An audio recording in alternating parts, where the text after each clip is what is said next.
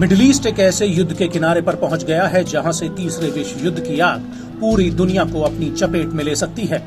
दरअसल Iran Hamas नेता इस्माइल हानिया की हत्या का बदला लेने के लिए इजराइल पर जवाबी हमले की तैयारी में है, लेकिन उसके बदले में नेतन्याहू ने कहा है कि ईरान के हमले का माकूल जवाब दिया जाएगा। और इसी को देखते हुए ईरान को इन हमलों से बचाने के लिए पुतिन ने उसे कई मॉडर्न हथियार दिए हैं जो इजराइल के बदले की आग को रोक सकते हैं। दरअसल मीडिया एजेंसी रैम ने अपनी एक रिपोर्ट में खुलासा किया है कि ईरान ने हाल ही में अपने कई रणनीतिक इलाकों में रूस का इलेक्ट्रॉनिक वॉरफेयर सिस्टम मर्मान्स्क BN तैनात किया है।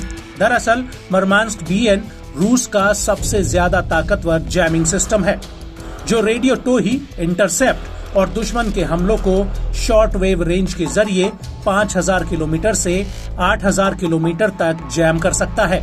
आपको बता दें कि ईरान इजराइल के पलटवार को नाकाम करने के लिए पहले से ही तैयारी कर रहा है और इसको लेकर OSINT डिफेंडर ने अपनी रिपोर्ट में बताया कि इजरायली PM बेंजामिन नेतन्याहू ने सुरक्षा अधिकारियों से इस बात पर चर्चा की है कि अगर ईरान से इजराइल पर होने वाले हमले की पुख्ता जानकारी मिलती है तो वो तुरंत ईरान पर हमला कर सकते हैं।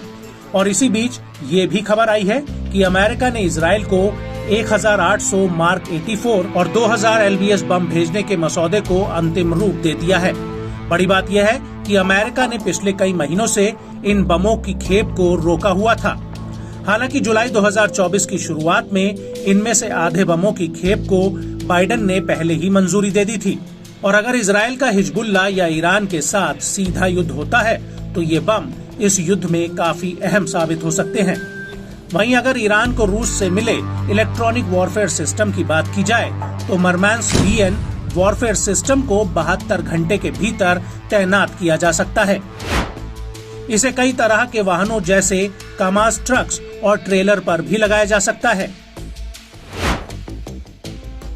ये रूसी सेना का सबसे ताकतवर हथियार है।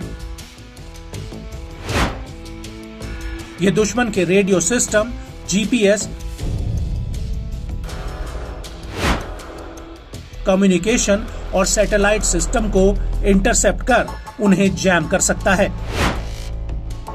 यहां तक कि ये स्मार्ट बमों और ड्रोन सिस्टम को भी अप्रभावी बना सकता है। ये एक लॉन्ग रेंज कम्युनिकेशन को जैम कर सकता है।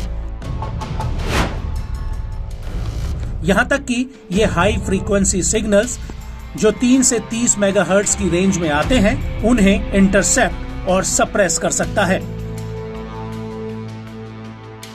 आपको बता दें कि इन हाई फ्रीक्वेंसी का ज्यादातर लड़ाकू विमान और एयरक्राफ्ट द्वारा इस्तेमाल किया जाता है। मतलब ये कि इसकी मदद से ईरान इजराइल के लड़ाकू जेट्स के सिग्नल्स को जैम कर सकता है।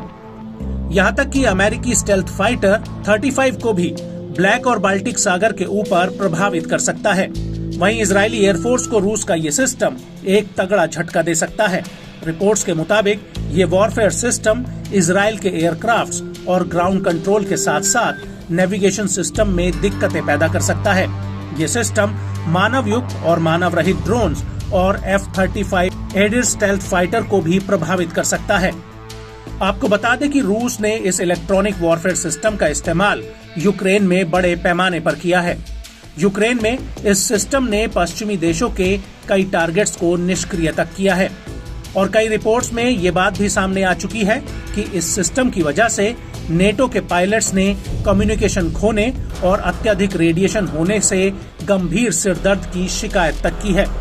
और यही वजह है कि पश्चिम के पास अभी तक रूस के इस सिस्टम का कोई तोड़ नहीं है और ये रूसी सिस्टम इजराइल की सेना, एयरफोर्स और नौसेना के लिए एक गंभीर खतरा पैदा कर सकता है।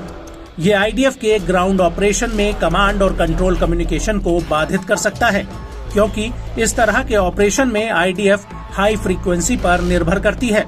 यहाँ तक कि ये जहाज से जहाज और जहाज से शोर कम्युनिकेशन को बाधित कर सकता है। इससे इजराइल के नौसैनिक अभियानों में दिक्कत आ सकती है।